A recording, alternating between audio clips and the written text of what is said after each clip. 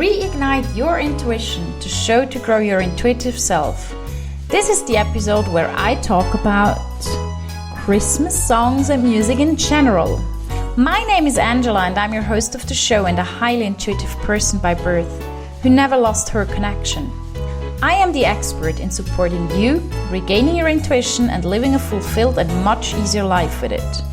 Trusting fully your intuition takes time and is a very individual process.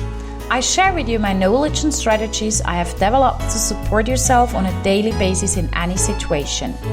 By signing up to my freebie, you can support yourself to connect with your intuition. Go to angelahack.com, choose podcast in English, and there you are. Hello and welcome! It's mid-January and I am a Christmas elf. No kidding, I'm not. No, I just love Christmas music. Yes, the whole year round.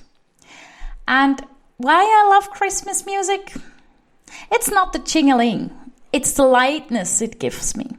And when you listen to the changes that have gone through the years with the Christmas music, if you listen to it like from Bing Crosby and Frank Sinatra, it's more the kind of like jazzy style that's leaning in with the people you love. That means like being with them year round, such and such.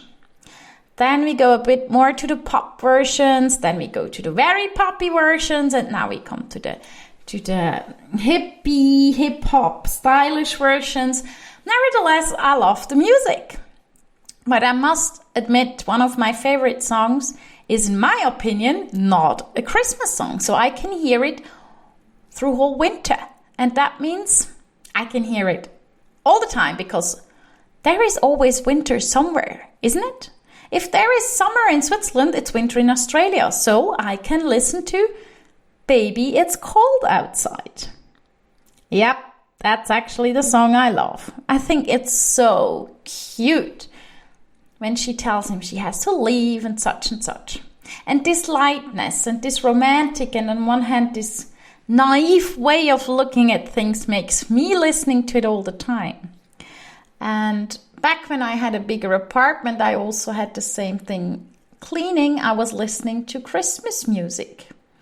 I must admit, when I was cleaning, I was listening first to heavy metal, and when I gave up, I started listening to Christmas music because I was just so fed up with cleaning at the beginning, so I had heavy metal to push me, Actually, they know that when you listen to heavy metal or aggressive music in your car, you drive aggressively. No kidding. So at the beginning, I was like, okay, that push me as far as I can to make sure that I am able to, honestly, to start to clean that crap because I hate dirty places and I hate cleaning. So what to do? Help yourself to get in the mood. And then at a certain point I was like, giving up of being angry and being like, you know what, at the end, I have a beautiful place again. Still being aware of the fact that it will be dirty again because I live there. I started listening to Christmas music and I did the same stuff even faster because I was less under pressure. Before it was like boom, boom, boom and bah, and pressure. And then Christmas music make me doing it like la, la, la, la, la, la, la. And for work that you don't love too much or when you think you should do like waltzing because it makes life easier when you put in a positive energy, here we go, take Christmas music. And that's why I decided to make mid-January a podcast with that title. Find something that motivates you, In my car, I have a very old iPod. And on this iPod, I have songs that are super old. And there's a mix of whatever. And there is actually 2 Christmas songs I listen to the whole year.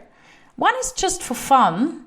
Some people don't call it a Christmas song. And maybe you don't like me too much that I think it's a funny song. But Grandma Got Run Over by a Reindeer is kind of fun. It's for sure not one of these very quiet and decent Christmas songs, but hey, guess what? I like it to make me laugh because it's so silly that it's funny again. You know, when it's over the top and it becomes fun because it's over the top, that's what this song means to me. That's something very personal. Maybe to you it's like the nightmare of a song, then don't do that, okay? And the other song, I don't remember the title, to be honest, but it has to do with the girlfriend that left right before Christmas or something, and then he has his pockets full of money because she left before Christmas, which is actually by the title a sad song as well, but by the music it makes me happy. So it doesn't matter what time of the year. If you want to listen to Christmas music, do it. But what's the main message I'd like to give you is listen to music. And it has to be the music you like. I know a person, he is a beautiful soul, but he has this kind of negativity.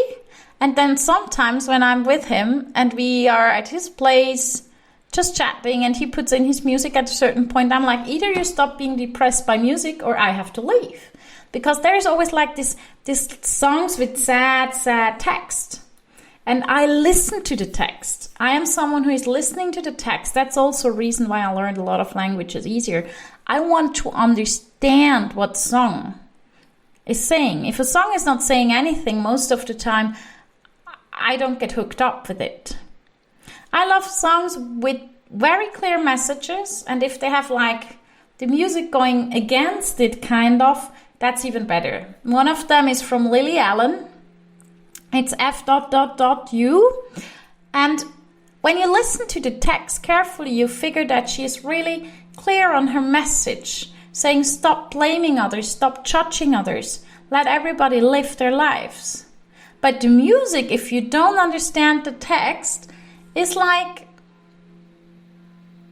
I would say on a carnival event or something. It's like it's fun, it's, you know, it's uplifting, it's positive. And when you listen to the text, you realize like, oh wow, she is really telling what she thinks, and I love that. I think that's absolutely fabulous.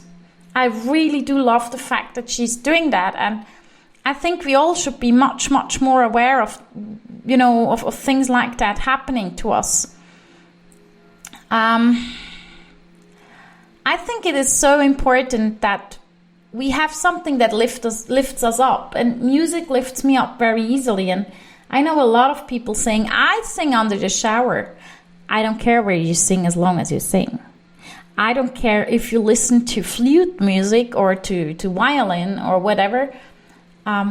Just do it because it's healthy to you. And I actually work very often with Mr. Mozart.